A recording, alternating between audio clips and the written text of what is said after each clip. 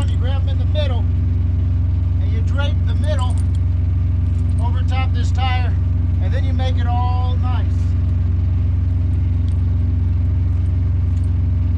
And then all you have to do is just flip this second part over top your dual.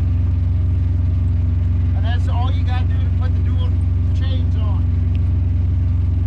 And what you do after that is you take these ends of the chains, kind of tuck them underneath the tire like that for when you roll over.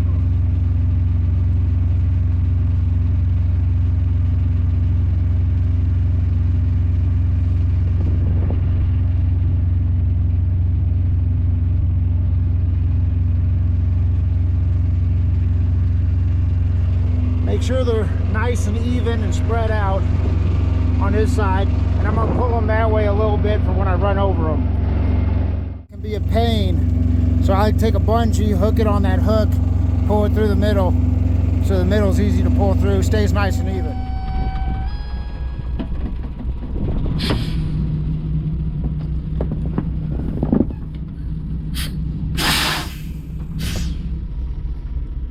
Alright, so how these work are, you can't really see it because it's covered in snow, but you slip this through here, and all you got to do is just, well, you have that link out of the way. And for when you do the inside, you do the inside first and you don't get it super tight because you still got to get this one on. And then you just pull this middle one in and hook it in the middle there.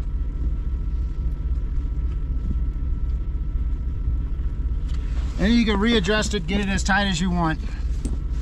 All right, when you do these kind of latches, you just put this little thing through the link, and then you flip it around, and you slide this little lock onto there. I know it's hard to see because it's so snowy, but these are still pretty loose.